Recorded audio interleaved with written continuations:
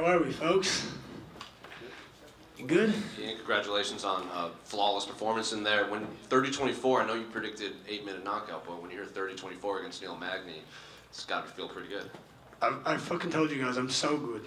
And I don't sit here like a dickhead saying it. I mean it. I know what I've trained with the best in the world. I know what I'm capable of. I know what I'm able to go in there and do to these people. My timing, my speed is just different. But it's my intelligence. It's my intelligence. Today I could have absolutely went there and got that finish.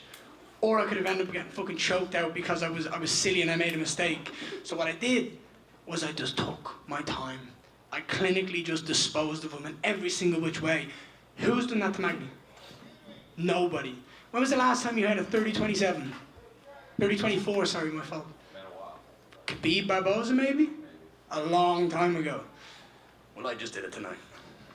Well, obviously the leg kicks played a major factor in it. He could barely put any weight on it. How early into the fight did you know that that leg was coming? I am with two. I put him on his ass twice in a row. The first two kicks of the fight. The first two shots exchanges, he went on his ass and I was like, oh my goodness, this is going to be a long night for you. That guy's going home in a wheelchair. And I fucking said it. Tonight, he is being walked home by someone in a wheelchair. And he's going to go home and he's going to sit and reflect on everything he's ever fucking done in life. Right? I whooped his ass tonight. And he better sit there and think, fuck, I might need to change my life. I have to ask, between rounds, you obviously gave him the finger. You had some words for him after. He said, get the fuck out of my face. He said, fuck you, bitch. Tell me what to do. What did you tell him after the fight? When I went to him at the very end, I said, hey, respect after battle. I respect any man that's willing to step into the octagon with me. You have to. You have to respect someone. Firstly, Neil took the fight on 7 days' notice. But also, I took the fight on 7 days' notice. There's not many people who do that. I went from two opposite ends of the spectrum. And I showed up and I made that happen. I made what I did tonight was so easy, so clinical, but it was so special. The energy that I was able to get from that Boston crowd, the energy that I soaked up, it was so much fun. Well, to kind of go off of that, we saw the videos of the open workout yesterday. Like, not many people are holding open workouts in a pub 12 hours before their fight or so. So how would you describe this whole week for you in general? So look, I'm very blessed that the way I carry myself, the way that I train, the way that I prepare for fights, the way that I cut weight, the way that I do absolutely everything is elite of the elite. There is no one that does it better than me, and you can argue that all day, but the truth of the matter is, I'm able to hold open workouts in front of thousands of fans in a pub in Boston. I was this close to pushing the boundaries. My wife was with me and she said, if you step foot outside on that street and hit pads, you're going to get put in prison tonight because there's a riot law. I was like, fuck it, that'd be a great story. That'd be a great story. If the boys are like, he has a fight tonight, we need to pull him out, we need to bail him out. I was like, that would be genius. But I also have a visa that I need to keep, so I need to be super smart, right? But it's just so much fun. Israel Adesanya said recently on his 292 preview, he said, I don't know how to explain it, I don't know what it is, but he's got that Goku energy. Or he's got that Goku spirit. And I wanted to look up exactly what it meant to all the anime fans. And it said that the Goku spirit means that he channels energy from all living things and puts it back out there in the world. And I just did it. I channeled all that energy from the pub last night. I channeled all that energy from that walkout tonight. And I just gave back to the people. I just put on a performance that people remember for the rest of their lives. And obviously you called out Wonder Boy for later on in the year, so how confident are you? Like, he said your name when he was on the MMA Hour. He goes, I have no problem fighting the Ian Gary's of the world, so how confident do you think that you'll get that fight? I love Wonder Boy. I love him. He's an amazing person. He's an amazing human. And he's one of the best we've ever seen in the striking department, in UFC history, in the world. 57-0 in kickboxing. Every single time I watch him fight, I get pissed when I see someone shoot a double leg on him. I'm not going to do that. For sure, we might end up in grappling positions. If he gets too close or I get too close, it's an MMA fight at the end of the day. I'm not saying I'm going to just literally stand like this with him, but I want to prove to the world that I am the best striker in the division. I'm one of the best strikers of all time. And to do that, you have to go out and beat people of that caliber. And Wonder Boy is that guy. So for me to go out there and to beat Wonder Boy, to finish him, to get a decision win, whatever the win is, to have my hand raised against that man, absolutely means that I am the new generation of strikers in the UFC, and it is unarguable that I'm the best striker in the division. And last one for me, kind of going off of that, when Israel fought Anderson Silva, he said there were moments when he fought where he's like, oh, I've seen this on television a million times. And it was kind of surreal seeing it coming at him. Do you think you would have those moments against Wonderboy? Yes and no. Israel and Izzy have a very, very similar game set, like game plan, game set. Like everything they do is very, very similar, and they're both elite at what they do. Like in their primes, could you imagine seeing those two go at it in the prime? Amazing, right? It's a dream matchup. Wonderboy's a very different striker. He's a very different tactician. Like tactician. Like what the problem is with Wonderboy is many people don't know how to solve the Rubik's Cube. He's a challenge, he's difficult. I believe I have all the keys and all the skill to go out there and find that victory. And prove that, like, speed, patience, and intelligence is what can go out there and get that win. And I would love to compete against Wonderboy. It would be amazing. And I'd fucking train with him against Wonderboy, for Wonderboy. Because we're that type of guys. Like, I'd love to do it. So, yeah, he's a very taekwondo style, and I don't have that style. I'm very much like boxing and kickboxing. I mean, I only started kicking like 4 years ago, and I'm the best at it. So I'm looking forward to that challenge. 5 rounds? Oh, I want 5 rounds. The fans deserve, again, giving back to the people. The fans deserve 5 rounds, and if he can last that long, it's better for the people. Do you feel like the fight with Wonderboy would be like a title eliminator? You're somebody that's kind of been calling his shots, right? Like, so what would that fight mean, or would you still need one more for? No, I'm not going. No, 4 more. Okay. 4 more. I'm not rushing. I'm 25 years of age. I don't need to rush. I need to develop my skill set to be the best I possibly can be, because when I hold that belt, there's nobody taking that belt off me. I'm retiring as the champion. I'm retiring as one of the greatest of all time, and nobody's going to come close to me. I want to beat Wonderboy. I want to have that title as the greatest striker in welterweight history. That's what I want, and I need to beat Wonderboy to do that. But then there's a lot of grapplers in the division. I'm going back to Brazil. I'm going to jump on a plane soon. I'm going to go back to Brazil, and I'm going to absolutely hound jiu-jitsu out of it. I'm going to work on my wrestling, and I'm promising you now, when those guys shoot, when those guys feel the speed and the kicks that I have and the power that I have in my hands and just the understanding of striking, when they shoot, they're just going to go, fuck, he's just as good on the ground. And tonight I showed that. Tonight I showed how good I was in the clinch. I took my time against Magny. He's awkward. Didn't put me anywhere near the ground. I took him down.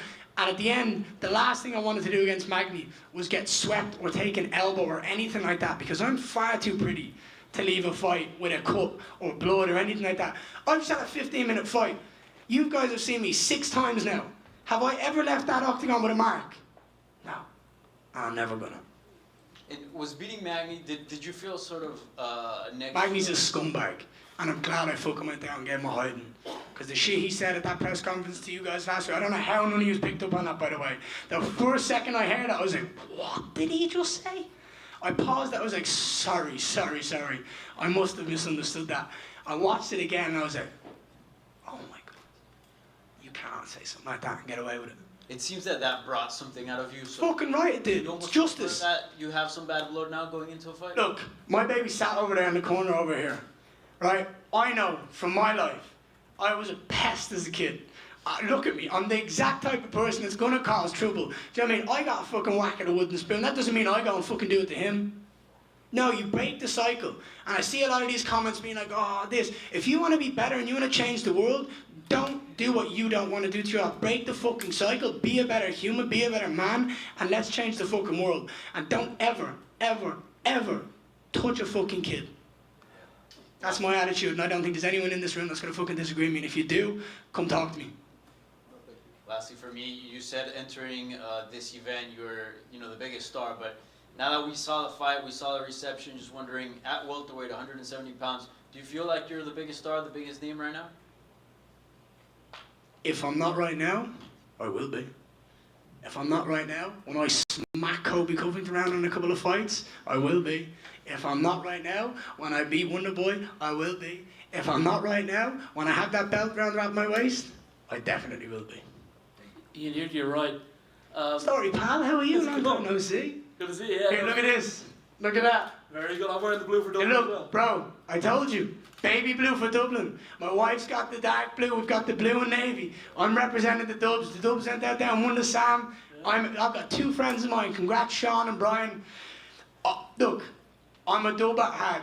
I went out there today and I showed Boston, I showed the world that my roots are so deeply fucking rooted in Irish history and Irish culture that I put a suit on to make sure that everybody knew that I'm still representing the Dubs.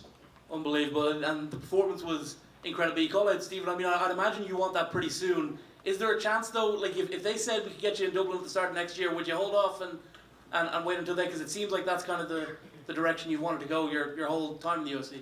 No, I'm not holding off. No way. My foot's firmly down on that fucking pedal and I'm not stopping anytime soon.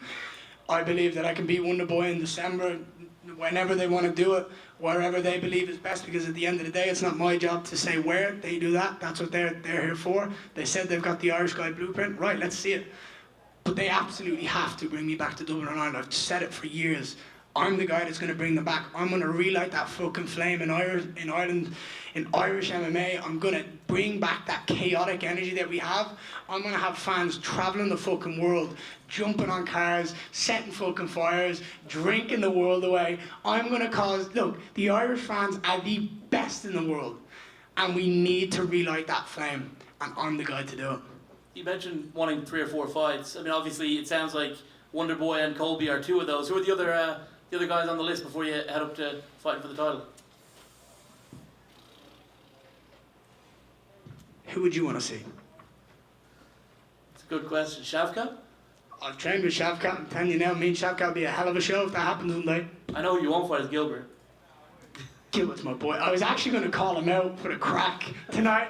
I was going to be, I want to fight Gilbert Burns next. Fuck you. No, I was going to do it. I thought it'd be so funny. But I was like, no, I need to stick to business. I need to shoot my shot and get it.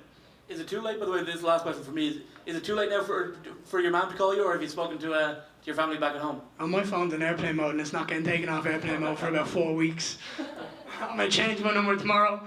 I'm going to send a couple of people a text and I'll be like, hey, this is me, don't give my number to anybody. Yeah, I like to keep myself very private to everybody. I have a very, very close circle. I keep it tight because it matters to me. Ian, right here. How are you, sir? Good, how are you? How do you think I feel? I feel fucking amazing. Yeah. Top 10 in the world, baby. Yeah. You said you don't have a mark on you. How quick of a turnaround do you want? I think they'd want me to do MSG. And the truth is that it makes sense, but tax. It's big. It's a lot of tax. And fuck that, let's avoid that if we can avoid it like the plague. Vegas is way better. So I love Vegas. I have so much of a connection with Vegas. I got married in Vegas. I had my first baby scan in Vegas. My son's middle name is Vegas. I love and adore it. So I'd love to go back to Vegas and put on a show. I mean, it's the biggest city in the world. The Irish crowd, you know. I'd be excited to do it. I think that would be an awesome 5-round fight in Vegas for the fans. I'm just never finding the fucking apex. I can promise you that. So one thing that a storyline with you and Maggie was Maggie's never really been a trash talker. You got in his head. You got a trash talk. Now you're talking to Stephen Thompson. I mean, that's like a good Christian guy. Doesn't say bad word about anything. I mean, would you trash talk Stephen Thompson? I could try. I have so much respect for Stephen. This is the thing. You could try. But I believe there's levels to it, right? I fucking made Jeff Neal pull out by selling his mugshot, right? I beat him. He's done. Like, I have won 2 fights in 1 fight camp here. And then Magny gave me gold. It's like someone handing you a gold bang on here, yeah, don't drop it. It's like, obviously not, I'm going to use this. You can't sit there and say something so fucking stupid on air, on live TV, and not get absolutely slated for it. Like, and that was my goal. Like, I didn't want him to have 1 word spoken at that press conference because he didn't deserve it. And also, did you see the emotion? Go back and watch the press conference when Dana was like, right, we're gonna wrap it up, and you look at Magny and he's fucking livid. You could see it in his body and his soul that he was pissed. I got in that man's head. I pissed him off. I made him stressed. I made him angry. And don't think for a second that when he went home at night that he was livid. When he weighed in and I seen him there, that he was livid. And every time I looked at him and smiled, that he was like, oh, I'm gonna break that kid's face. Well, what happened? He got his fucking ass handed to him. Justice is amazing. And you mentioned, you said you want before fights so you can continue to build your skills. Mm-hmm. What's one area you say that this is the area that I need to build to be the best pound for pound fighter in the world? I think the best thing for me, I think is jiu-jitsu. I think to have world-class jiu-jitsu means that I can strike with anybody on the planet, beat anybody on the planet, and do it flawlessly. Right? And if anything goes sideways, whether he takes me down, whether I get dropped, whatever happens in life, the minute my butt touches that cage, or the minute my butt touches that mat, we're grappling. Wrestling's done. So for me, the world-class striking, and I want to be a world champion in jiu-jitsu. I might compete in the worlds this year in jiu-jitsu if I can as well. If I'm not, if I fight in December, I might compete at the worlds this year and go out and get an official world champion in no-gi jiu-jitsu. So we'll see. Because I've got it. I've got it. Trust me. You guys haven't fucking seen it. I haven't shown anybody it, but it's there. And you want to ask people? Go ask Gilbert Burns. Go ask Felipe Pena. Go ask fucking Wagner Hoscher. Go ask all of these elite world-class jiu-jitsu practitioners that I've trained with. And they'll tell you that I can grapple. And my last question is, you're saying it's a flawless victory, and I agree. The only negative I heard was at one point, or I think twice, you actually put your hand over the cage. And the broadcast team was saying that that's illegal. Did they? No, I didn't put my hand over it ever. I put my hand on it. And Keith is saying, get your hand off. I said, I'm just resting. I'm chilling out here. What's he going to do? Look, if you go back and watch it and my hand goes over, you're right. Oh, I'm not. No. Well, watch. If you go on and it's over, like a chicken wing, you're right. If it's like this, I'm right. And I'm goddamn sure that my hand didn't come down off that thing. I can promise you that.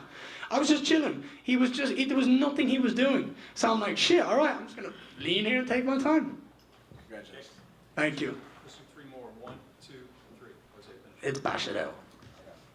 If difficult fights are learning experiences, and like you said, not a lot of 30-24s pop up, what can you learn from a fight like this? That I am absolutely sensational at what I do. That's the truth. I can learn that when I talk the talk and I walk the walk, that I am fucking honest to myself. And the truth is, I took that fight in 7 days' notice, and look how good I looked against a guy that I had fuck all time to prepare for. I'm elite. Ian, back right over here. How are you, sir? Good, you, sir. I'm fucking amazing. So you mentioned earlier in the week that a lot of people over in Europe will be staying up really late to watch you fight tonight. What's your message to all those people back home who are maybe on their 3rd cup of coffee trying to enjoy it?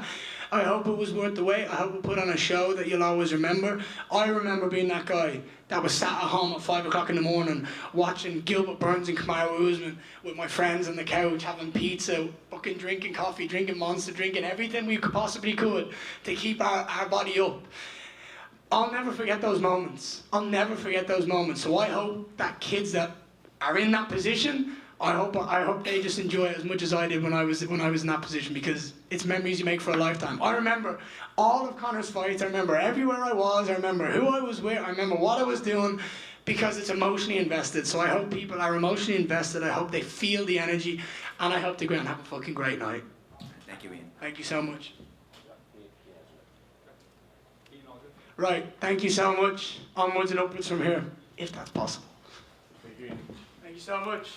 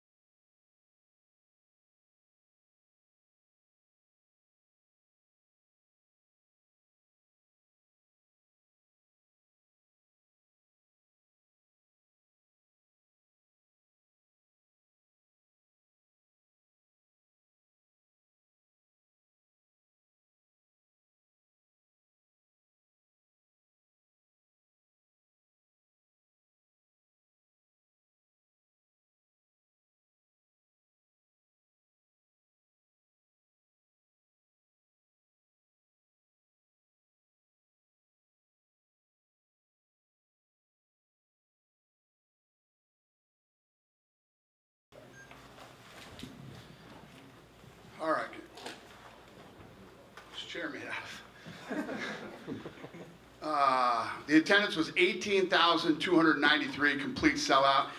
The gate was 7.25 million. It's the highest grossing event in the arena's history, excluding the NBA Finals. Fight of the night, obviously Hubbard and Katana, and performers of the night, so no shockers either.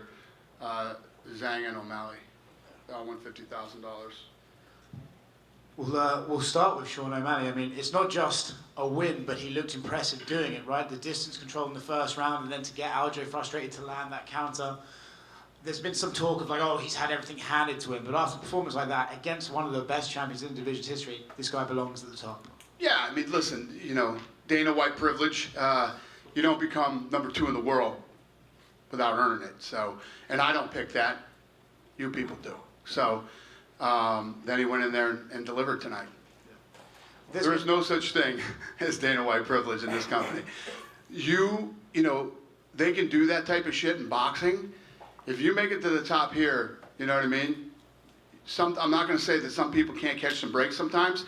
People are hurt, this and that happens. Certain matchups can't happen at one time. You got a situation where Merab won't fight the champion. I mean, there's lots of different things that can happen, but it has nothing to do with us. It's just the way that timing and everything else plays out. When you get to a title shot, you've earned it here. What did you think of his performance? Who? Sure. Tonight. How good did he look? How do you even want me to answer that question? He knocked him out. In my head, when you think about the fight and you think about Sterling, you say to yourself, how does Sean beat this guy? How does Sean stop the takedown? He's not going to be able to stop the take. Maybe he'll do it a couple times, but all night. Cejudo couldn't. But you never know, man. Styles make fights, and things happen in fights that you sometimes don't expect. And he got caught and he got stopped. There's a lot of talk about this guy's potential as a star for the UFC. I mean, he does crazy numbers already. How much more does a championship add to that star power for Sean O'Malley? We broke the all-time gate record here. Bruce Springsteen just played here and did 5 million. We did over 7 million. Okay, with the Boston Garden. We're the biggest thing other than the craziest fucking sports town on earth, other than their team that plays here. We're the biggest thing that's ever been here. So what does that tell you about O'Malley? O'Malley. This is also the biggest bantamweight championship fight ever on pay-per-view globally. It broke the record. Biggest bantamweight championship fight ever. I'm sure you saw the crowd at the end. O'Malley isn't gonna be a star. He is a star. We'll move on from him to Zhang Weili. Again, equally impressive. Domination throughout that fight. She's potentially already the GOAT in that division. What did you make of her performance this evening? Yeah, no, I mean, like you said, it was completely dominant. Lemos was tough as hell. Ate a lot of shots. I mean, and she broke a record tonight for strike differential. She actually beat Valentina Shevchenko's record. And I mean, you can't win any more dominantly than that other than a finish. She got out of a pretty scary choke at one point. I mean, she looked good. Especially, I mean, Lemos is so tough, and Lemos hits like a man. You know what I mean? When she throws punches, they have bad intentions, and she caught Weili a few times with some good shots, and she took those too. Weili Zhang is a beast. It's a dominating win, right? But for Lemos, it's like she's so tough that her stock almost rises a bit. Okay, she might not beat the champion, but no one's putting her away anytime. Yeah, I mean, listen, she's tough, but I mean, the scores were insane, and the strike differential, and yeah, she's a nice kid. I like her, but she was completely outclassed tonight. Last one for me. Possibly the best tough finale since Bonner and Griffin. Yeah, it was good, really good. I mean, they won the fight of the night, so it's pretty awesome when you have a card stacked with talent like tonight, and the Ultimate Fighter finale wins fight of the night. That's pretty impressive. Obviously, the question that you've heard probably 3,000 times this year is, when do we see the coaches of that season fight? Is there an update on Conor versus Chandler? No. What did you make of Ian Gary's performance? He's obviously another budding star. He seems to have his plan laid out. He wants 4 more fights and a title shot. What did you make of his win over Neil Magny? Listen, very, very good win for him, because when you think of how tough and durable and crafty of a veteran that Magny is and how hard he is to put away, I thought he was a couple leg kicks away from that thing being over, and he was not. And Magny, being the stud that he is, he ran out of the octagon the way that he did because I think he didn't think if he waited longer he would be able to walk out of there. That's how tough he is. So, you know, listen, Ian is a very confident, you know, when he looks back at the tape tonight and watches, you know, how a crafty veteran like Magny got to the end of the third round, I think he'll learn a lot from this fight. And, you know, it's almost like the perfect, you know, as you look at opponents, Magny came in on late notice. He didn't train for Magny. He trained for Neil. So, yeah, he looked damn good. What did you make of the build-up? Like at the press conference when Ian's bringing up the things that Neil said about, like, you know, like, oh, when I whip my kids, and Ian's cutting him off saying, like, oh, you don't deserve to talk after saying that. What did you make of their build-up that kind of came out of nowhere? I don't know. That shit happens in fights, man. You know, you never know what's going to happen, what people are going to say, or what's going to go on. You never know, you know, where their head is leading into these type of fights. And, you know, fighting is a crazy fucking business, man. I mean, the stuff that's said, it's like when I come in here after a fight and they're like, oh my God, he said this. That's why I'm always like, I don't give a shit.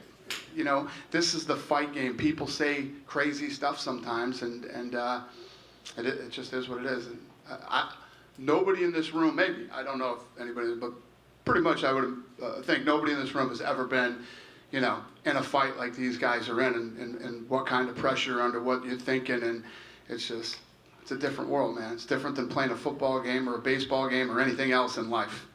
He obviously called out Wonder Boy and wants a 5-round main event. Wonder Boy has said, like, I'll fight the Ingaris of the world. Is that a fight you would be interested in? Wonder Boy turned the fight down tonight. There you go. You talked to him right away, like right after? Listen, we make fights, man. That's what we do. Going further down, Cheeto got another big win. Sean O'Malley's called his shot. Like, he wants Cheeto in December. Is that something that you now have to seriously look at too? Following up the last question you asked me, we don't talk about fights in the fight.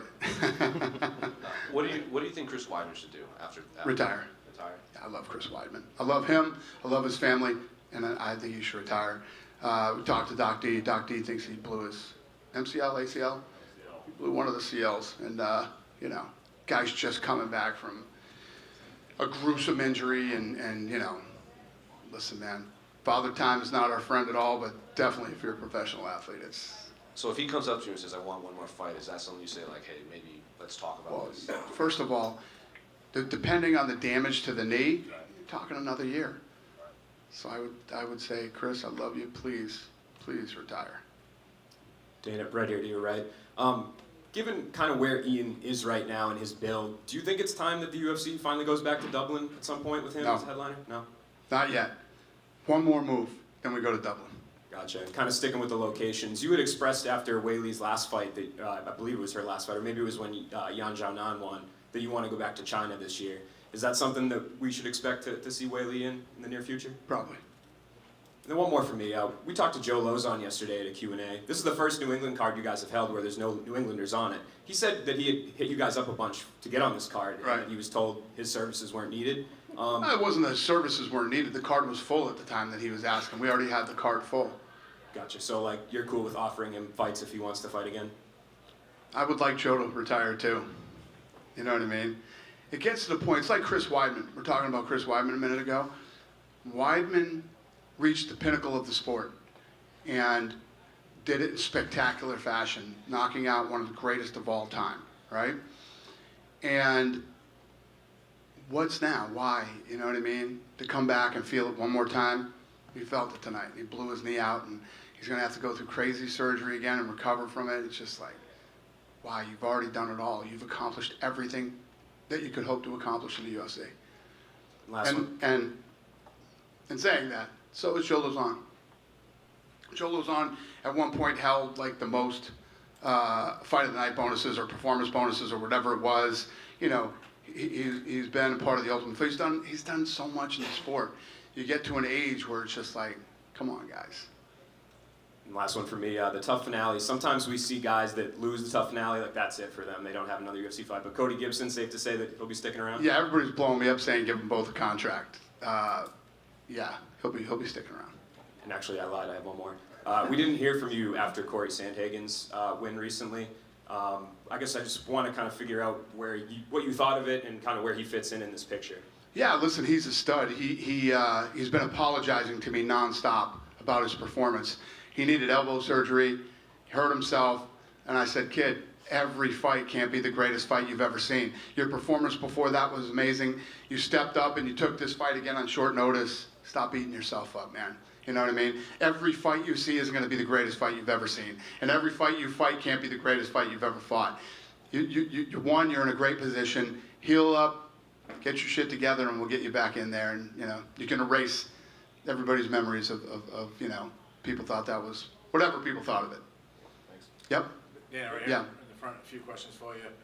I know you don't like to make fights, so I'm not going to ask you about a specific fight, but how you did just say that you don't want Ian to go to Dublin next.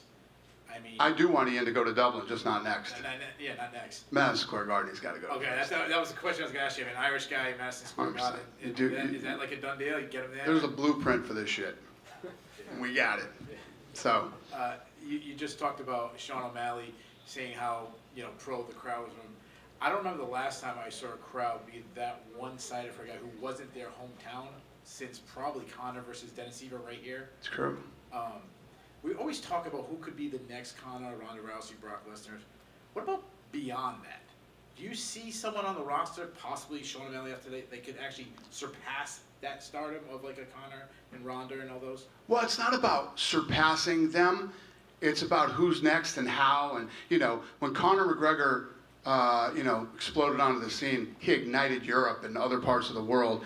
And now, like Sean O'Malley coming into Boston, everywhere I went, yesterday and today, everywhere, and I'm sure you guys experience this too, hair, shirts, the whole deal. I mean, everybody was wearing O'Malley stuff. And you saw the reaction when he won tonight, how the place just erupted.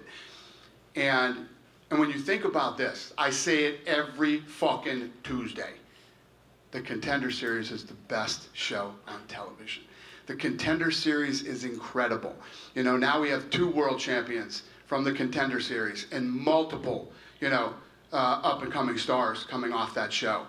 And if you've, me and my crew, Hunter, the matchmakers, we're sitting at the office. It's fucking 4:57. We jump in the car and we drive over the Apex every Tuesday and literally watch the baddest fights that you could possibly see. And most of the media guys that are here do it too.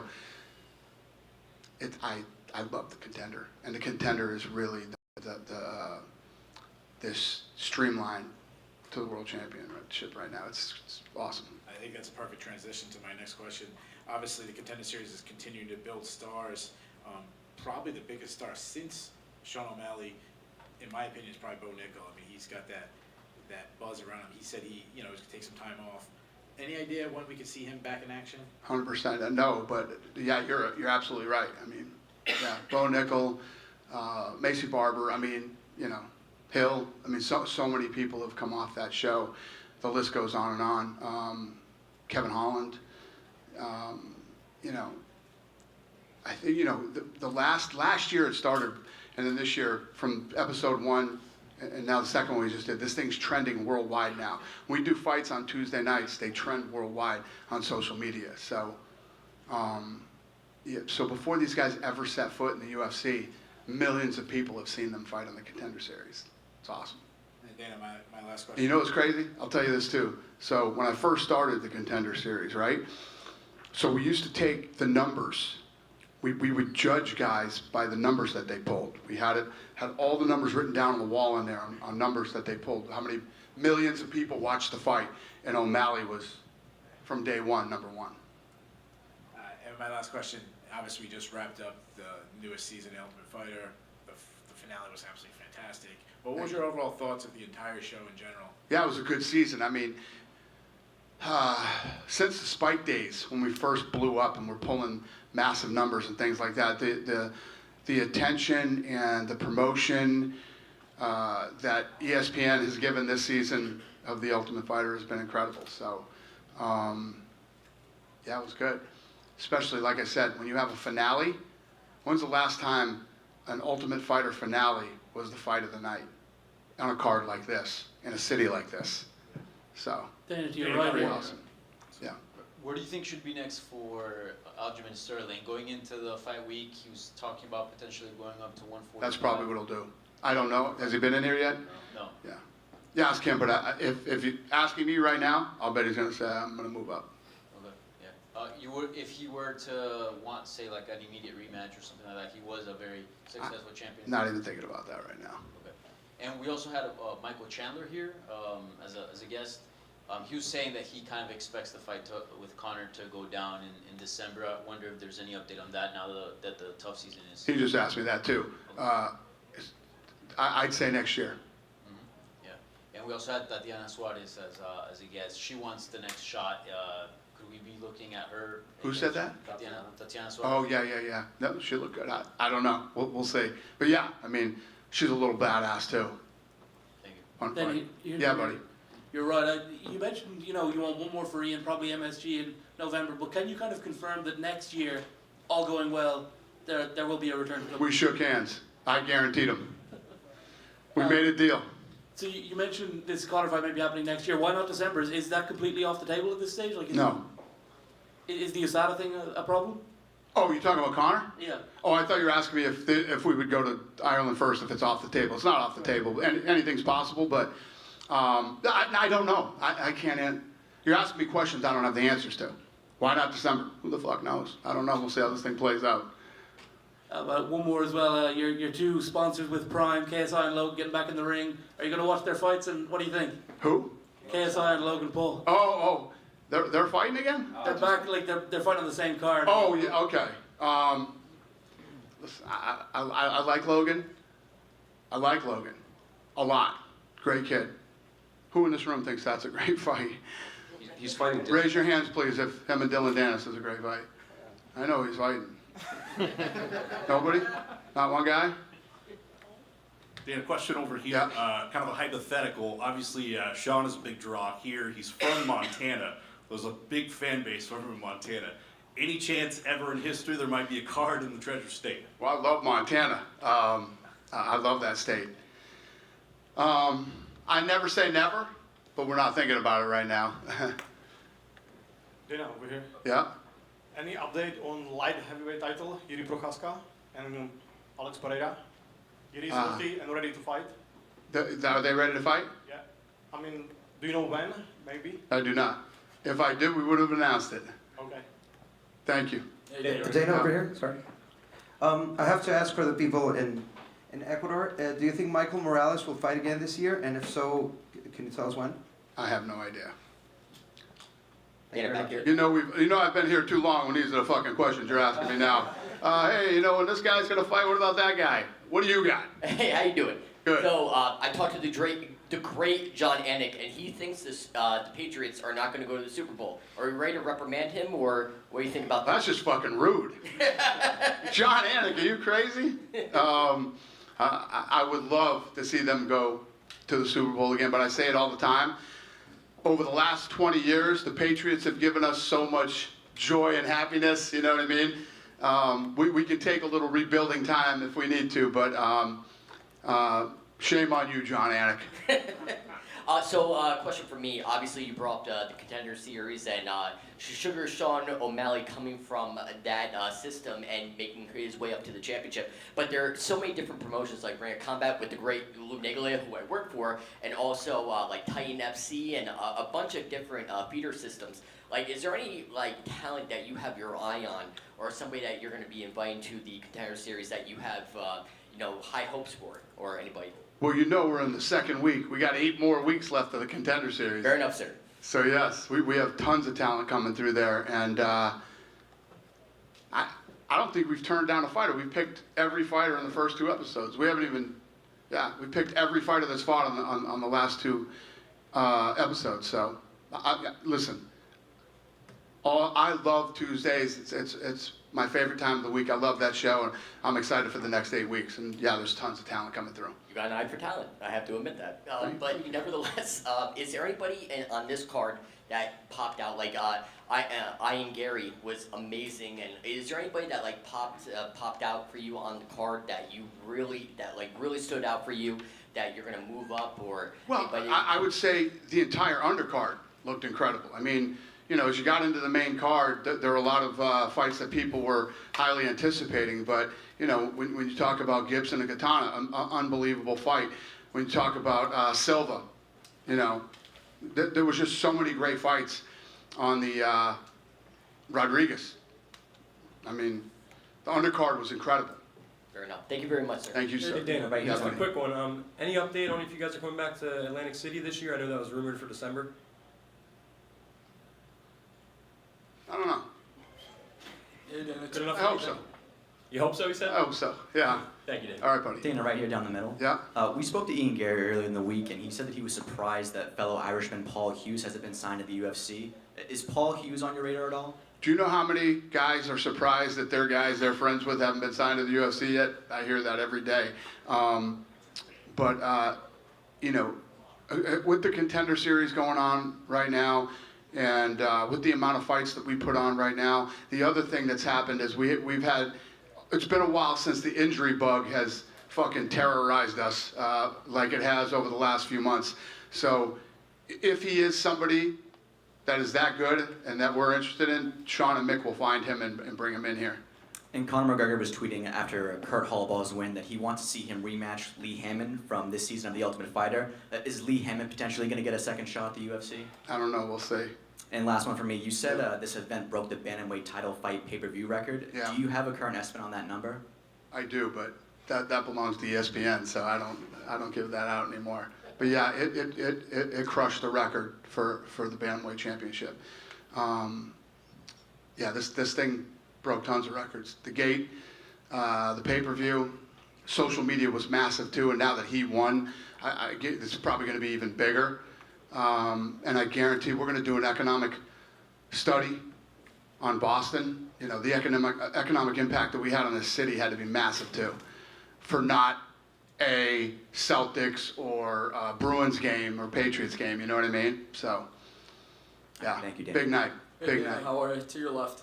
Now, given O'Malley's meteoric rise, right? You know, Snoop Dogg at the Contender Series, there have been a lot of people saying that he was going to be a champion really early on in his career. Was there a moment where you knew that he would be a future champion, or you first thought that? Well, I think people thought that for a long time, and then he got a lot of criticism after the Cheeto Vera fight. You can never tell in this sport, man. You never know how. Listen to me. Don't fucking lie to me. How many people thought he was going to win tonight? Raise your hand. No, go ahead. Raise your hand. Don't be shy. One guy? Two guys? No? Yeah? You? How many reporters are in here tonight, Lene? We have how many? 7. Huh? 70. There's 70 reporters in this room right now. One guy raised his hand that thought Sean O'Malley was going to win tonight, right? Who the fuck knows? This sport is crazy. I mean, anything can happen on any given night. And it happened tonight. You know, most of you that follow the sport and are educated in the sport said what everybody said. How does he not get taken down and absolutely destroyed on the ground? How does he stop the takedown? Maybe he'll stop it a few times, but this goes, the longer this thing goes and the more he defends the takedown, he's going to be in big trouble. And here we are in this room now talking about how Sean O'Malley is the champion. So, you don't ever really, let's talk about Bo Nickel that he brought up the other day, a couple minutes ago. He was great, unbelievable. Once you crack that top 5, very few people make it into the top 5, right? It's a whole nother ball game when you're in the top 5.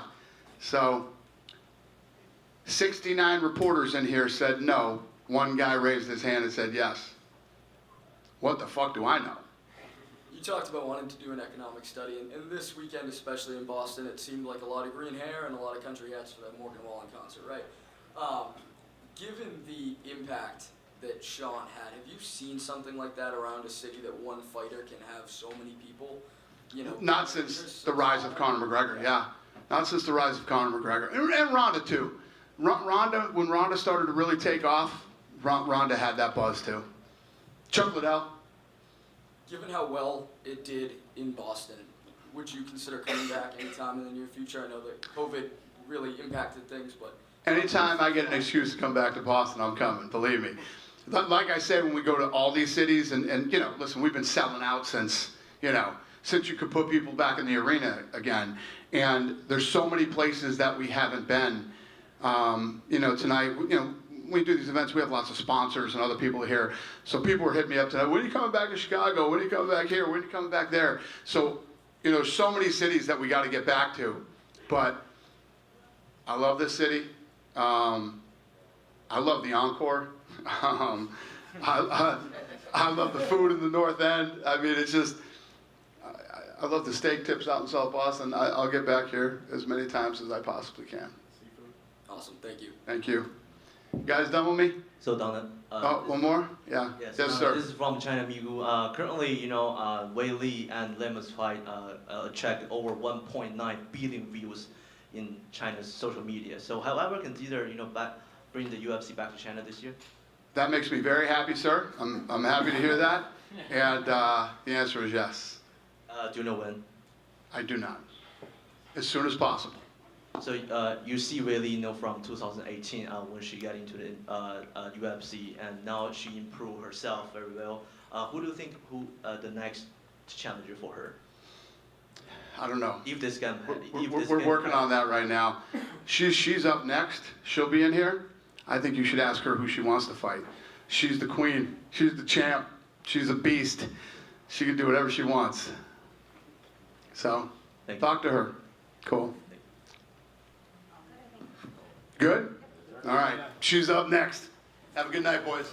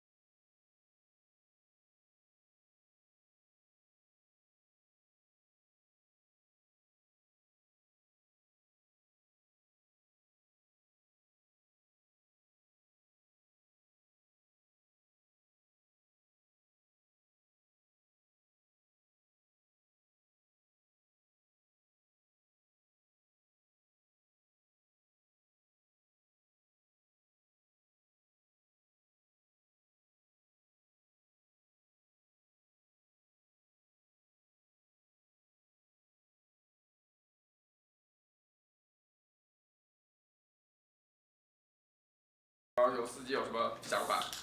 我感觉超越了自己，因为我觉得人生最大的敌人就是自己。我每天都是在不断的让自己变得更好。Yeah, I think I don't really care about the record, but the only thing I'm concerned is to surpass myself. The only challenge or opponent to me is myself. What are we gonna do every day is, I made the Zhang Weili better than who I was yesterday. She herself, obviously, she absorbed a lot of strikes, and Dana said, like, she showed toughness in there, but she did throw up a lot of submissions, especially in the first and near the end. Were any of those chokes close or tight at all? 拉莫斯打得很强硬，他也挨了很多打，但是他仍然坚持了5回合。那么第一个回合的时候，他有一个对你的降服尝试，你觉得那个降服尝试拿得深吗？对你造成了威胁吗？那个不太深，我的那个脖子没在里面，只是拿到了头。Yeah, the submission attempt in the first round is not that deep. So my neck, she didn't really get my neck, so it's not that dangerous to me. 拿到了，然后我也没有着急，我就觉得没问题。So there is no panic to me, so I just to be calm and try to escape from that situation. Were you surprised that she was able to absorb so many blows and continue fighting? 你有想到她那么抗揍吗？哇，没想到，太顽强了，我天哪，她是真的非常非常顽强，非常值得尊重。Yeah, she's unbelievable tough. Yeah, I respect her. 好几次我都看到她眼睛都闭上了，但是她真的又挺过来了。Yeah, there are so many moments during the fight I felt her. She just almost out, but yeah, she just get through this. Dana White was in here, and we asked him who he thinks you should fight next, and he said we should ask you who you want to fight next. So, who would you like to fight next? 他问大拿说：“那你下场会打谁呢？”大拿说：“应该问你，你是冠军，你说了算。那你想打谁？”打蜜糖吧。Sean O'Malley. How about this? I think you got it. When would you like to fight next? I guess is there a date or time? Because it's been a while since we had last seen you fight. How active do you want to be over the next year? 下场比赛想什么时候打呢？有什么想法吗？我现在因为我从3月份就从家里出来了，一直到现在已经有很长时间没回家了。然后我先想回家休息休息，看看自己的父母，然后再决定下一场比赛什么时候打。Yeah, I started my training camp this time since March, so I have left my home for a couple of months for such a long time. So the only thing in my mind right now is just return to home together with my family.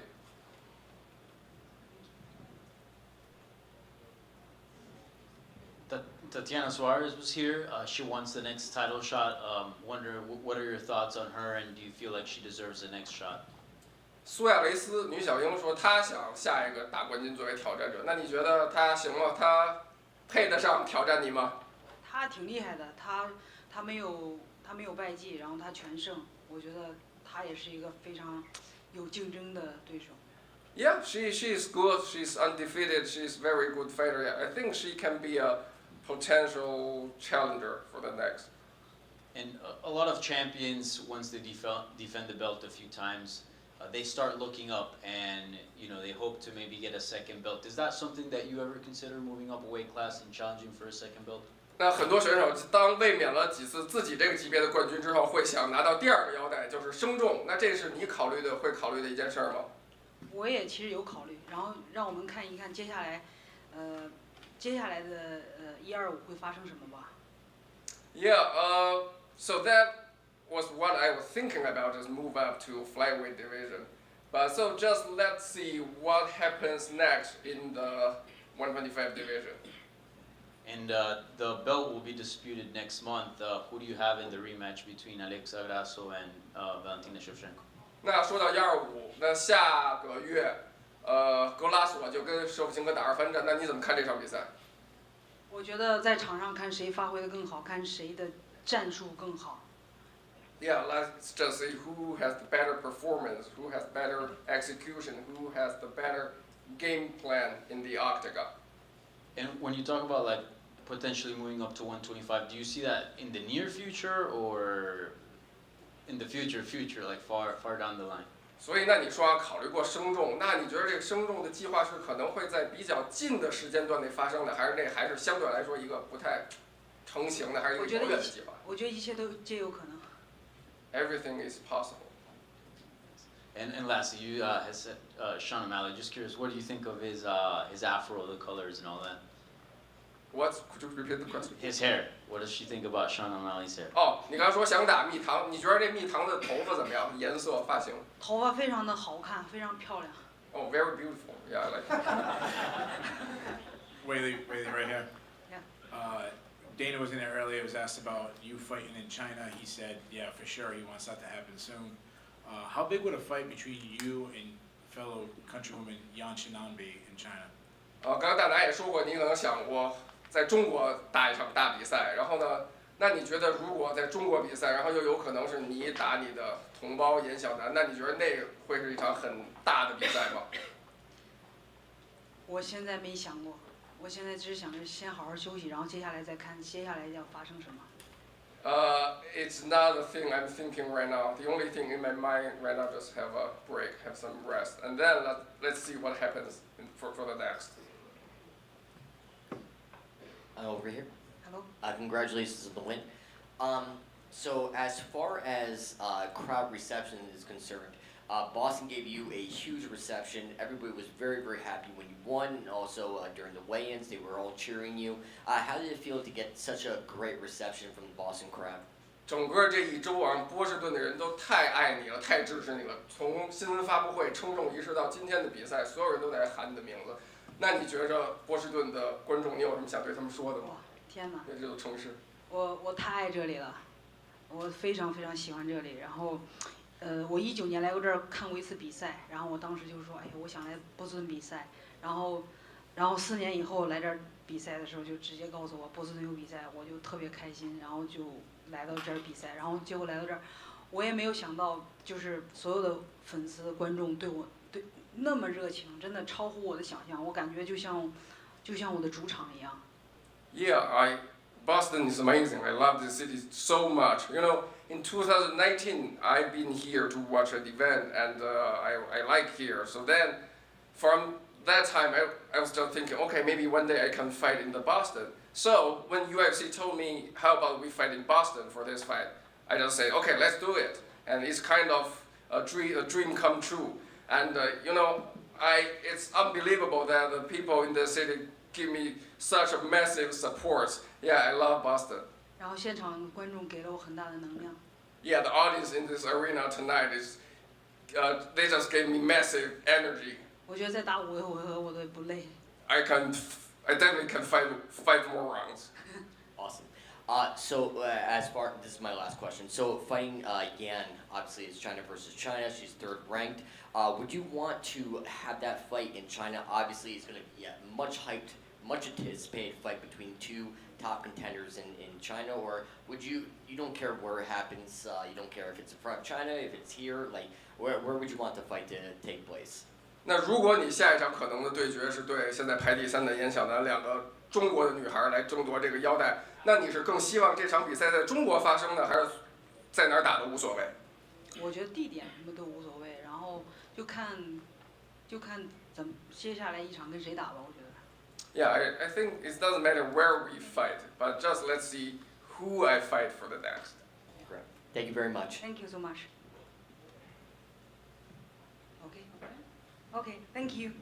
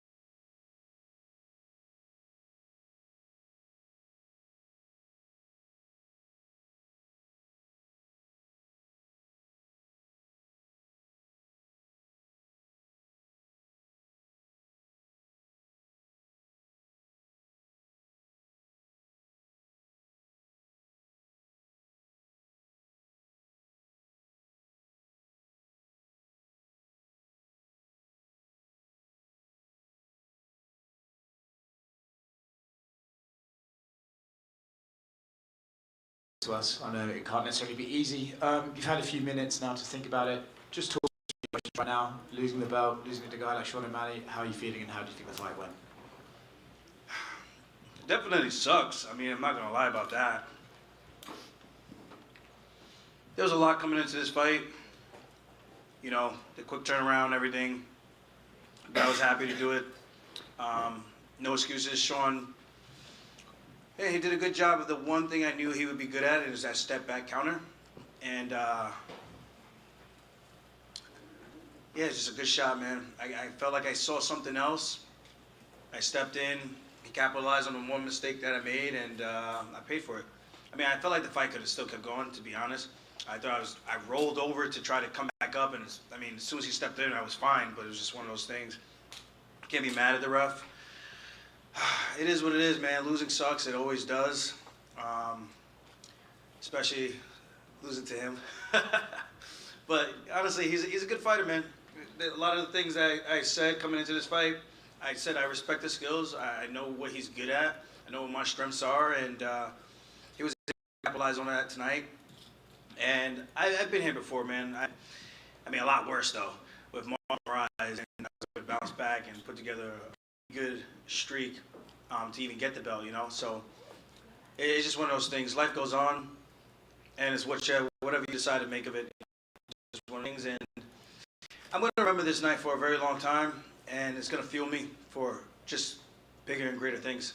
Yeah, you mentioned, you know, that he caught you with the one thing, and you were very good at giving him credit before this fight, probably even more than some of the onlookers and pundits and stuff. Was he in there, was he as good as you were expecting, or in ways was he a little bit better than you were expecting? Was he doing things that you're like, oh, he's better at that range than I thought, or anything like that? He was better than what I thought in his footwork. And that was one of the things I tried to get guys to emulate, because I knew that is a hard thing to do, because I do it myself. But it's different when someone else is doing it to you, and you're like, I can't track this motherfucker down. I tracked him down a couple times, but then he would spin out at the last second when I think I threw a side kick, and he was able to pivot out beautifully. He did a couple things really, really well. I mean, I would have liked to have gotten it down to the ground to really see how good he is down there. But like I said, the one thing I knew, we were doing a good job of throwing that overhand right into the takedown.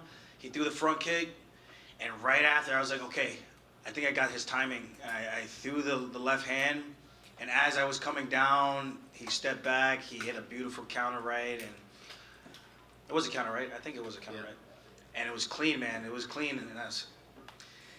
I knew I was okay, but it was one of those things that, you know, you're rolling around on the ground. The ref doesn't really know how bad you're really hurt. I know the ref hasn't really seen me in that position before, so it's kind of hard to kind of give the benefit of the doubt.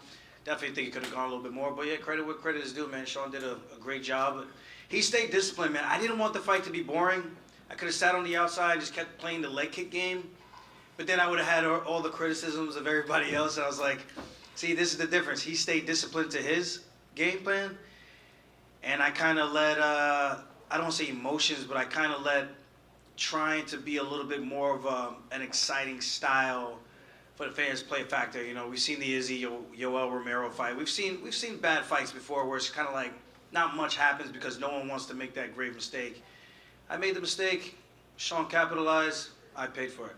You mentioned there that you felt the fight could have kept going because the referee didn't know how hurt you were or weren't hurt. How hurt were you after the right hand? I thought it was fine. I mean, as soon as they rolled over, he came over to me. I was like, dude, I'm good. I mean, they asked me a question. I forgot what state we were fighting in. I will say that. That wasn't like, oh, he hit me so hard. I forgot. I was like, I legitimately just forgot where we were. And where did you think we were? I was like, we're not in Vegas. Like, it was like coming to Boston, but not really one of those places that we really fight at often. So I was like, I know we're not in Vegas, but I didn't want to give him an answer. And then he's gonna be like, oh no, you were fucked up, bro. You were really fucked.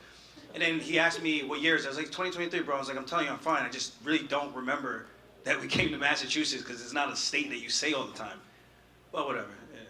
What's next for you, Aljo? You said in the cage very thoughtfully that, look, if he's catching me like that, 45 could do some damage too. You want to go home and reflect. I'm sure you're not able to give an answer tonight, but when you look at this, and like you said, you came from the Rise lockout to come back and win a title. I'm sure that's the motivation to do so again. But do you do that at 35 or do you do it at 45? That's one of the things we gotta talk about. I mean, I would love to have a rematch. I just feel like even that first round, like, what did you guys think? What did you guys score that first round? I thought it was very close. I thought it was very close too, but I didn't know which way it was going towards. I mean, I know I landed a bunch of leg kicks. He landed one cross to the body, and I got him on the cage at the end. I think I landed like 3 punches to the face maybe, and that was like the round. It wasn't very eventful, but I felt like we were both trying to establish our rhythm and our range. So I wasn't sure like which way the fight was really going into that second round. I would agree. I think it was one of those rounds that they were going to score it either way, you know. Yeah, so I don't know. I would like to see what the judges scored. That would be interesting. But yeah, I don't know which way I'm gonna go with things. Like I said, I would first and foremost love an opportunity to run that back, and just to get some definitive answers. And maybe I could do, I don't want to say a better job, because I feel like with the guys I trained with were phenomenal, but maybe make it more intentful to have guys that are giving me that look going side to side, so I do a better job of preparing for that, because that ultimately was the one thing I was concerned with. And it was the one thing that he did a great job with, neutralizing my forward pressure, where I was like, you know what, let's play Matador. And I was trying to lull him in so that I could spin him to the cage, but he didn't really play the game. So it's just one of those things, a couple of tactical things I think I need to look at, and I think it's a very winnable fight. I think he's good at what he does, I'm good at what I do. So, Aljo, would you say an immediate rematch is what you would like the most? That is 100% what I would like the most. And it's not saying like Sean doesn't deserve to be like, he could go out there and beat me again. And I think it just strengthens his case that he's as good as he says he is. But I think I've earned, I would like to think that I've earned my right to get an immediate rematch. Yeah. And if you can clarify to people, because everybody says, oh, you know, he's huge for bantamweight, and obviously you are, but how hard are these weight cuts? Like, can you continue to fight at 135, no problem? I mean, you've made championship weight all the time, so. I mean, I could. Do I really want to? Not really. I wish we would just do like cage-side weigh-ins like an hour or 30 minutes before, because guys won't cut the weight that we cut. It just would be impossible. And I think you'll start seeing more people fighting up 2 weight classes. I truly do believe that. It's the same thing like wrestling and jiu-jitsu tournaments. You just can't compete when you're getting hit in the head, like severely dehydrated. It just wouldn't happen. I think guys would be smart enough to not do such a crazy thing, but I can still make the weight. It's just a lot harder, and it's a longer duration of dragging out that weight cut and trying to shrink incrementally all the way until fight week, until I step on the scale. And you had been very open about the August 19th day being a concern, that you didn't know if your body was going to be ready. You told us at media day that you felt 100%, but that's obviously pre-fight. Now that it's, you know, done, did you enter the fight 100%? Did the immediate, or did the quick turnaround affect your performance, you think, in any way? I'm not gonna do that to Sean. I'm not TJ. I'm not gonna do that. I felt like I had a pretty damn good training camp. I think it's just the one thing that we probably left. I thought we left no stones unturned. That was the one thing we left unturned, was the footwork. But we thought we did a good job of it, but we didn't really simulate it as well as I thought we did. And you know, I felt good. I'll leave it at that. I felt good. No excuses, man. I truly did feel like it was my night, and I made one mistake, and I paid for it. Thank you. Aljo in front right here. All 3 judges actually had you winning the first round 10-9. Oh, that's nice. That's nice to actually win a close round. I feel like whenever it's a close round, I don't get it. Like, I don't get the round scored for me. But that's cool to hear, because it makes me feel like the work we were doing in the first round, now it actually, like, it gives me a little bit more clarity going forward, so that I know what type of tactical approach I want to take. Because Sean is not a guy you can fight just going forward, because he won't give you the opportunity to just sit and set his feet. He doesn't do that. And that is one of the things I've been saying about him for a very long time. He has really good footwork, and he has a really good 1-2, and a good step back counter. And he does it well from both stances. Me, I take you down. I think it's relatively known what I do on the ground. So he was able to implement his game plan and cause me to make the mistake. And congrats to him. He's a world champion now. He can actually solidify, I don't want to say solidify himself, but he can actually credit where credit is due. You know, it's one thing to kind of get catapulted into that without actually proving yourself, but he proved it tonight, and he did something that a lot of guys couldn't have done to me in a very long time, and I think that's worth something to note. Kind of going off of that, a lot of the narrative after media day was, or your last few media days, is you were one of the few champions that says, like, you know, I could lose, because a lot of these champions, they come in confident, they say, well, I'm going to beat this guy and then move on to this, but you've always been like, I might lose, like Sean might become a superstar after he fights me. So why has that always been your mindset, and why do you think other champions kind of don't carry that same mindset? I don't know. I don't know what makes them tick. I know for me, if you keep it real with yourself, and I think it helps you make the dangers a little bit more real when you actually face reality that you can actually lose. When you go in there, it's a fist fight, man. It's not, we're sparring with shin pads on, bigger gloves, 16 ounces, headgear. No. This is shin bone on forearms, on your legs, the side of your head. 4-ounce gloves, pretty much bare knuckle, as close to bare knuckle as it gets, you know? It's a tough sport. So to pretend that you are this invincible thing, I think is a little bit of a disservice. I think it helps me stay humble and it helps me work harder because I know there's always that possibility that this guy can have his night. And like I said, I was like, it has to be a cold night in Boston for this man to beat me, and that's kind of how I'm feeling right now. It's been a cold week, this entire week out here in Boston. That should have been the foreshadowing right there. Like, hey man, something's up. Let's try to tighten some things up before we step into that octagon. But I think it's just a good mindset to have going in, that you know there is a possibility you could lose, but how can you make sure you line everything up and give yourself the best opportunity to win? Last one for me. They cut to you during Chris's fight. They would show you in the back. Was it hard watching that fight? Not hard. I mean, the hard part was obviously his leg and seeing him get kicked to the leg over and over. Like, that was the hard part because I'm just thinking about health after he's done fighting. And it's always tough to see stuff like that. And I know Brad because I trained down there at Extreme Couture. He's a cool dude. And I'm just glad both those guys came out as healthy as they possibly could. And hopefully Chris's legs aren't as severely beat up as it looked, you know, because that's unfortunate. I think the guy's had like 25 or 26 surgeries, bro, and that's a lot. So hopefully he has a speedy recovery, and that's my guy, man. He's always been Captain America to me, someone I always looked up to.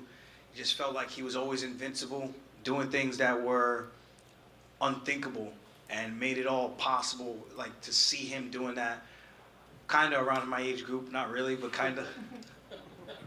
Aljamain, up to your right.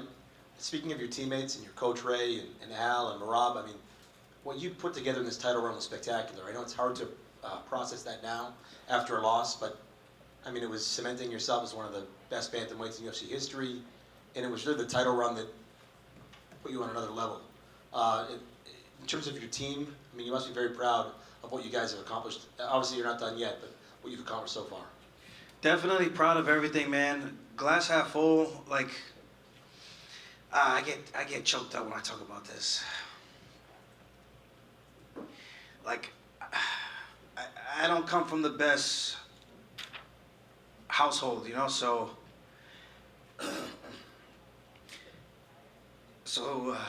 just being able to find inspiration in other people and kind of carving out your own path. That's the one thing I love about the sport. It's allowed me to do things my way, and man, life is good. I got my family. I got my beautiful fiance. You know, I don't want to cry on the fucking camera, man. It's the things that matter the most in life. You know, competition is okay, but this has really helped change my life. Like, I know the UFC gets a lot of shit from like the fighters and stuff, but if it wasn't for them, man, I wouldn't have the life that I live today. And I told Dana that even at the weigh-ins yesterday, and Hunter, like, if it wasn't for them, like, half the things I've done in this sport wouldn't be possible. And the things I've been able to do for my family, bought my mom a house, doing a little real estate. I own 3 houses now. I'm set in terms of financial means, you know. This is just icing on the cake. And I took a shot, you know, trying to come back and trying to do something unthinkable and making a dream into a reality. And I fell short, but it happens, you know. So I'm super proud of everything I've done. No one can, like, I'm bulletproof, man. Like, no one can shake me mentally, no one but myself. So that's one of the things I would never get down on myself about. I've truly earned everything I've gotten, and that's the most important. And I just wish people would take other people's journeys and like yeah, I play the heel and everything. Like it's all a game to me. Like it's like I like having fun. It's a good time. You know, I'm from Long Island. We break balls. We like to just have a good laugh. But at the end of the day, chase your dreams, man. Because life is short. I'm 34 now. I started this game when I was 20 years old. I thought I was gonna be the next youngest champion. Next to John Jones, came up short. And what a ride it's been, and knowing that that door is gonna close one day, it scares me a little bit, you know? So I just try to make the most of every single opportunity I can. Jermaine, over here. Over here. So can you see the positive? Cut the onions! You're okay, man. We all love you. Do you see the positives as far as what you have done as far as your championship reign? You fought top-tier talent. You broke box office records. You did amazing things. Can we see the positives as far as your championship reign, as far as like everything you have done so far? Yeah, I'm a glass half full kind of guy. I mean, even in this, I think most people would probably be really down on themselves, especially you lose to a guy like that who freaking 6'9" tattoos and shit like that. You're just like, how the hell? But glass half full, man. Life is good. It could always be worse. There's someone out there who's complaining about things that I have that they don't have. And I think that helps me keep things in perspective, that it can, someone else out there always has it worse than we do. And I think that's the fortunate thing. Like, you guys are all in here doing something that you enjoy doing, I hope. And being able to go to events and watch great shows like this, it's nothing short of a privilege that we have in this country. So I'm super proud of everything I've accomplished, everything I've done, and I do hope to add a little bit more to my, I hate like using the word legacy because it's such a weird term. I feel weird saying it out loud, but just more to my resume and everything I've accomplished in the sport. I'm grateful. Yeah, I'm down right now, but it's not down to the point where I'm gonna be like hiding from fans and shit like that. I don't care about that. Like, people's words can't hurt me. The only thing that can hurt me is the ones that are closest to me, and that's my loved ones, you know? So at the end of the day, dust myself off, get back on the horse. I've done it before, and just go again. You train under the mighty Ray Longo, Matt Serra, and you have teammates like Angry Al and also Marab. Angry Al. Yeah, Angry Al. What advice did they give you? Because they've been through the process, obviously, and they had the highest of highs, lowest of lows. What advice did they give you, especially after this? Well, we haven't really, I don't think we really actually talked like that yet. Just, you know, it's the fight game. You get caught. And I don't want to say I got caught, because I feel like that's kind of taken away from Sean.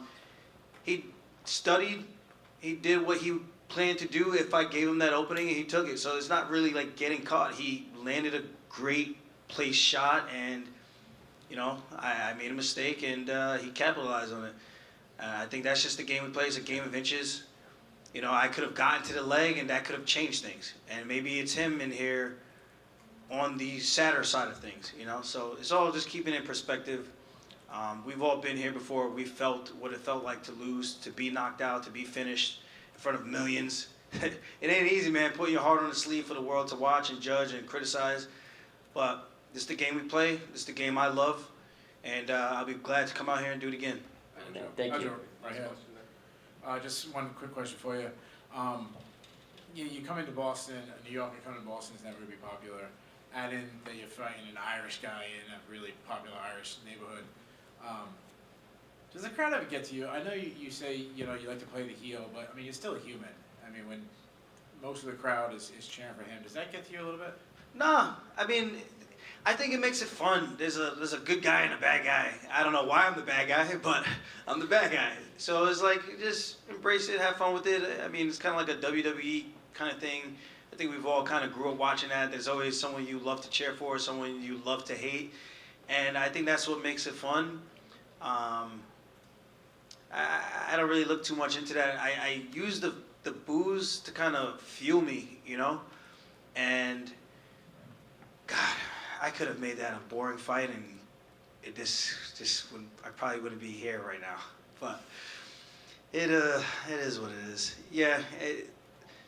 No, it's a short answer. No, the booze don't bother me. If anything, it's I'm glad the crowd actually has a reaction, and it's different when they see me in the street. Oh, we love you. And then when I walk out to the arena, it's boo. This man sucks.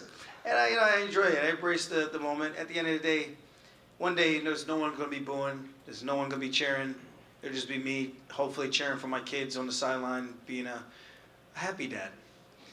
So I think that's what life's all about, man. Just taking the time out to smell the roses, and I'm definitely going to be sure to do that after this tough training camp, back to back, and take some much needed vacation time with my fiance. She's done with nursing school, and we both just moved to Vegas. I think it's time we go hang out, go celebrate with some Funk Harbor tonight. It's not really a celebration, but just other accomplishments. And I'll be in Sydney, Australia, go watch the fights, just be able to kick my feet back, unwind a little bit, and be like you guys, just hang out, watch fights, talk a little shit, and drink a couple adult beverages. Thank you, guys.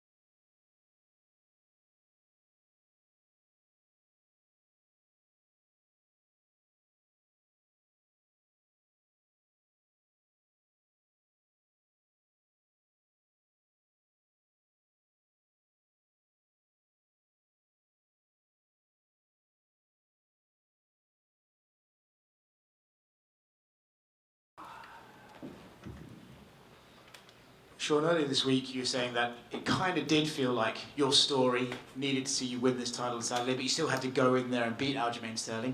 You did that. I'm curious now that you have the belt in front of you if it feels like it was meant to be or if it feels a little bit surreal. Yeah, it definitely feels surreal. Feels like I'm living in I'm playing a video game and I just got cheat codes and I'm like, all right, I'm gonna knock out Aljo on the second Saturday, and it's just like, it's crazy. You thought it would be the second? Yeah, I mean, a lot of people kept telling me that I have a weird feeling it's gonna be in the second. I had that feeling. I don't know if I ever said that out loud, but I was like, I feel like it could be I feel like that fight could have kind of played out how I expected it to. My main goal was to not let him take me down, and I knew if I could keep it on the feet, I would knock him out. He was in here earlier praising your movement, your side-to-side movement, your ability to spin away from the kick when he would go for it against the cage.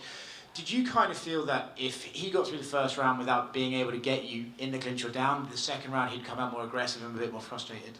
Yeah, I thought the longer the fight stayed on the feet, the better chance I had of knocking him out. I knew it would get him frustrated, him not being able to grab me. I thought he was way too confident that he was going to be able to come in and just grab me. I don't know if he's ever sparred someone as good as I am or fought someone as good as I am. I truly believe I'm, a level above most people in the striking department, and I just felt like he was very confident because he had never experienced. It wasn't his fault. He just never experienced someone that fast in front of him. When he landed the right hand that put him down, did you think, and that's a wrap, or did you think, okay, hold on, stay composed, get this finished properly? It's so weird. I just kind of allow myself to be taken over by my higher self, and it's hard to remember certain moments in there because I feel like I'm just flowing. I do remember seeing his eyes roll back like 3 or 4 times, and I was surprised the ref didn't step in. Not that he should have, but I thought he could have. But I was just so tough, man. You said quite honestly that you'd never had nerves like it, right? Well, Yeah. do you think that was just because, oh shit, the title shot is finally here, or was it Aljamain's style? What was it about it that made tonight a nerve-wracking experience? Dude, I haven't grappled in 6 weeks. I had a muscle strain, and I literally couldn't grapple in 6 weeks. Couldn't MMA spar. I was the main event in Boston. There was no shot I was pulling out, but we haven't grappled in 6 weeks. 6 weeks from today, I hurt I had a muscle strain right under my rib, and I couldn't grapple. And so coming into this fight, fighting Aljo, every time I did interviews and I was saying it's life or death, I cannot get taken down. It was because I didn't know if this would hold up, and it's fucking sore right now. And I don't know if it was from a kick or just from the little bit of scramble or the little bit of grappling we did, but it's definitely like it's not super painful, but I definitely feel it. So dealing with those mental demons coming into this fight, knowing I was injured-ish, like I literally, we didn't grapple one day in the last 6 weeks. Didn't grapple at all fight week, and I kept saying in every interview, it's life or death if he takes me down. And I was kind of referring to that, but I wasn't, going to come out and say I'm injured. So to know that you went in the cage with the nerves and came out with that belt, you must have a sort of sense of, I can pretty much do anything if I really put my mind to it. Yeah, crazy sense of relief that it's just like, holy shit, I got through that. I didn't get taken down, and it's like, I knew the odds. I knew I was capable of it 100%. I've had really good, sparring days before that where I was really good at not getting taken down. So I knew I was capable of it, but I'm like, the odds of me not getting taken down once in 25 minutes aren't very high, especially against such a good grappler. So the fact that it just played out like that is just mind-blowing. You pretty much called your shot next, right? You want a rematch with Chito Vera later this year? Yeah, I thought, let's shoot a promo, but we'll see. Just the way he acts, he's so annoying. Just like, he's not funny, and he tries to be, he's so ugly, he dresses like an idiot. It's like, God, do I really have to give this guy an opportunity? But I'm like, well, I'll probably just go out there and whoop his ass, make a lot of money, so I could. So yeah, that could be it. I also wouldn't mind knocking out Gervonta Davis, and I know people are going to go, oh, you want to be Conor. I'm telling you, that fight is going to happen. Stick to MMA. Should you beat Chito, would you need to do a trilogy, or would you consider that 2-0? No, it would be 1-0. I feel like we've never even fought. I'm not. When I count my record of 18-0 now, that's not even, that Chito fight's not even on there. That's not even a. It's nothing. The Sugar State Athletic Commission completely cleared that of everything, and that fight never even happened. Aljamain Sterling said he wanted to do an immediate rematch. That's his main priority. Thought he was going up to 45. These weight cuts are too hard. No, he says he'd like to fight. Oh. Next question. And as far as Chito, obviously you guys have history, but how big do you think that fight can be? Because it seems that it can set itself up for a big pay-per-view. Yeah, this was already what I'm being told is the biggest bantamweight fight in history. This has already happened. It was the biggest fight before the fight even happened. I was hearing this, days before the fight. This was projected to be the biggest bantamweight fight of all time. You guys think it was because Aljo was on there? Aljo versus Henry happened a couple months ago. No one said nothing about that. So me versus Chito rematch would be fucking massive. Yeah. How much do you think that belt's gonna help you boost your profile and stardom? What do you think the ceiling is here? Oh God. I think billionaire status someday now. I feel like you know, I want to be out there gambling with Dana. This dude's throwing around a couple $250,000 just for shits and giggles. And back to your comments on Gervonta Davis. Boxing, we're talking about your Well, of series. course. You wanna cross over and box him. I would love to. He's fucking this tall, dude. I would love to go out there and box him. You've seen him in person, right? Like you guys have had interactions. I've never seen him in person. Oh, No. yeah. How far do you see that happening? Like in the near future? I mean, I feel like it could happen sooner than later. But I also know, like, okay, well, you know, UFC is down to get behind stuff like that if it's big enough. I mean, with that performance, we're getting close. But maybe I have to go out there, win a couple more fights, win another belt. I don't know if he's even considered a big enough star for the UFC to let that happen. But it'll happen. And people always, I mean, I said this was going to happen years ago, and they got so much shit saying I was going to be the champ, I'm going to be the next big star, I'm going to be this, I'm going to be that. I got so much hate and shit for it, but look at me now. Lassie, are you getting any tattoos to, you know, sort of? I might get champ on my face somewhere. Yeah? Yeah. Sean, I'm curious, how did you think the first round went in terms of? I dominated that first round. He didn't touch me. I ran into a door earlier this week. That's why my nose is red. I was water loading because fight week you get a water load, drink so much water. So I was getting up to pee in the middle of the night. Boom, ran right into a door. So that's why my face is a little bit red. But no, he threw a lot of leg kicks. A lot of them were just shin to shin. So I'm like, I mean, they didn't really do much as far as like he shouldn't have. I don't know. What do you guys think? My goal is don't take me down in the first round. I'm gonna knock you out. So the judges all three scored it for him, 10-9. What did they score the second round? And I'm sure you're going to get this comparison all the time, but DC even brought up the split screen of your KO next to Connor's KO with Aldo because it was the same cross and lunging in. So are you prepared for even more comparisons with Conor McGregor? Yeah, I mean, Connor's a high-level striker. I'm a high-level striker. I was even like when I was in the octagon and he was making his walkout, boom. I'm sure people will find the replays of it. I was stepping back, throwing that right hand the exact same way it landed. I say you make one mistake with me and I'm going to find your chin and it could be over. And it was. And outside of Cheeto, are there any other bantamweights that even interest you in terms of like that, like you see that like that could be a very big fight on like a massive level? Gervonta. Sean, over here to your right. You were probably warming up for your fight. Did you see Cheeto's fight tonight? Did you watch any of it? Hell no. I'm not going to waste my time watching that. No, I was in the back. I looked up about 15 seconds out of the whole fight. I don't really like watching fights before my fight. I looked up to see that he won. I was like, okay, yeah, fuck it, this is perfect. But how was it? Was it entertaining? Was it fun? Was it a Cheeto fight? Pretty technical, close. Boring? Okay. Also, I guess, you know, there's obviously, since you've come into the UFC, everybody's had an opinion about you, how good is he. When you get in there and you do something like you did tonight, I mean, does that meet your expectations? Do you even sometimes exceed your own expectations? Yeah, I definitely just exceeded my expectations. Like, to go out there and actually do it like that is fucking crazy. But there's still going to be the haters on Twitter. There's still going to be the bantamweights that are, yeah, but before I fought Peter, I was like, this dude's can't beat Peter. It's Peter Yan. You can't beat him. Go out there, I'll strike him, beat him. Fighting Aljo. I had like, I don't know the odds, but I bet I wasn't a favorite in this fight going into it. Everyone was counting me out. And then I go out there and do that. I could fight whoever next, and it's going to be like, yeah, but. So that's just how it is. Sean, just to build off of that, like you said, you were a big underdog. Dana asked the entire room out of 70 people who picked, only one guy over there picked you. Everyone else picked against you. Is that a Montana fella? Yeah. That said, obviously, you know, the experts were against you, you know, the betting odds were against you. What's your response to the people who doubted you?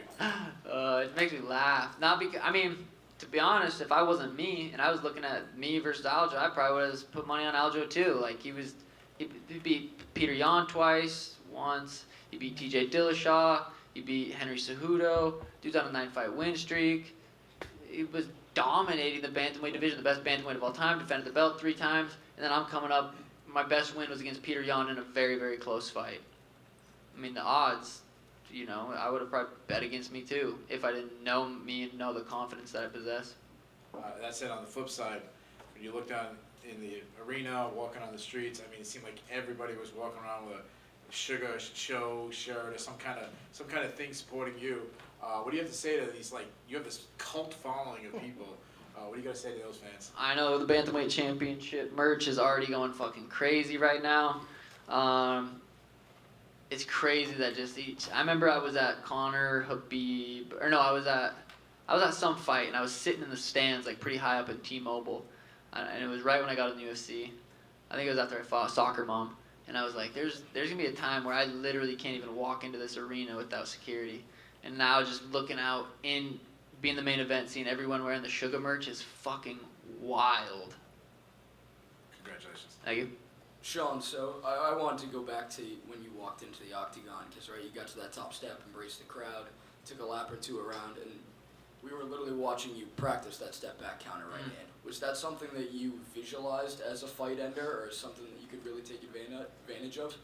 I mean, punching backwards is a skill not a lot of people possess, and I can punch going backwards, and I knew he was going to be pressuring me, and I know he likes to throw to shoot. He likes to throw for me to counter so we can shoot under.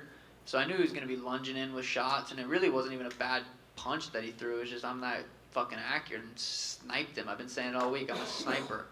I'm going to snipe his chin. I'm going to find it. And there we were. But yeah, that's definitely a punch I visualized all week. You talked about the feeling of relief, right? Once the fight was called off, what were the first thoughts through your head, and what were you thinking? What was that feeling like?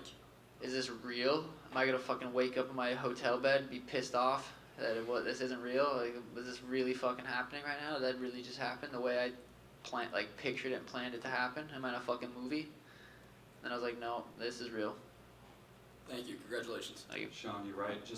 We talked earlier this week about Helena coming from a smaller town and how it kind of molded you. So when you look back at where that career started, fighting in like hotel conference rooms, some different places, fighting 3 times in a month, to where you are now with that belt, just how can you describe this journey and where you've come from to get to this point?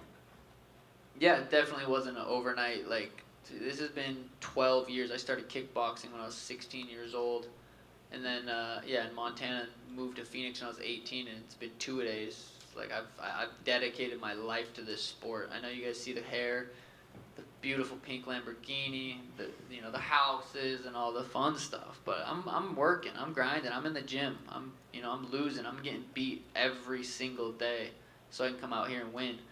And but being from Montana, it molded me for sure. Does that grind make this more special? Just knowing that it wasn't an orthodox? 100%. It wouldn't feel like this if I just got lucky. I don't feel like I got lucky. This is skill and hard work. Just looking at the timeline, a lot of folks in Montana holding watch parties at bars, places like that. Hell What yeah. do you say to those folks back home? I hope they were recording it because I want to fucking watch. And then just last question for me, just in that moment with your family, and there are big hugs for everybody all around. They all get to celebrate. Just how can you even describe that moment? Yeah, I'm glad they got good seats right there and were able to be in the octagon with me after. It's a moment I've been thinking about for a long time, and to see the shock on their face, like holy shit, he did it. Like it was really cool to be able to embrace that with them. Thanks, Sean. Right here, Sean. Congrats, champ. Thank you.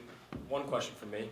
In your humble opinion, are you going to be on SportsCenter Top 10 tomorrow morning? Da-da-da, yes. Sean over here. Congratulations on the win. So obviously coming from Montana, that's a big fight state. I mean, you got Kai Stewart who won the BKFC championship. Next question. Oh. That kid sucks. Oh, fair enough. He's in my DMs talking shit. I'm like, what? I don't even know this kid. But nevertheless, as far as that's concerned, how did the people respond in Montana from your victory? Yeah, I'm sure they're pumped. I've had probably 20 fights in Montana as an amateur boxing, kickboxing, MMA. I fought literally multiple times a month for a couple of years, and I got a lot of experience and a lot of confidence from those fights. And how you feel being that next marquee name? Obviously, everyone brought up Conor McGregor and everything like that. You have 3 million followers on Instagram. Obviously, you're a very, very remarkable gentleman. But how does it feel to be that next poster child for the UFC, that next poster kid, and obviously that next marquee name? Cha-ching, cha-ching, cha-ching, is what that means. Feels good. I've been telling, you can go watch my interview before the Contender Series, before I was even in the UFC. I said, watch, this is going to happen. Literally basically explained how my career is going to play out in a couple sentences. Here we are. Congratulations to the Thank win. you. You're right. What is it about Gervonta Davis in particular that winds you up so much? He's the. I mean, I don't really follow boxing, but I've heard of Gervonta Davis, and I think he's undefeated. You know, I'm about to pay. I want to have crazy, massive fights. That shit gets me excited. I love that stuff. And there's no stars in the bantamweight division. Gervonta, you could consider him like almost a star, and that's what gets me excited. Me versus Gervonta would be fucking massive. T-Mobile, or here, fuck it. A lot of the celebrities in the crowd tonight as well. Obviously, you have the Nelk boys, Mike, May, like all these different people. I mean, it seems like the stars are out in force for you as well. Yeah, I'm good buddies with Mike and the Nelk boys, and they're probably waiting for me to come slam some happy dads right now. Boom. Fuck yeah. Thank you guys.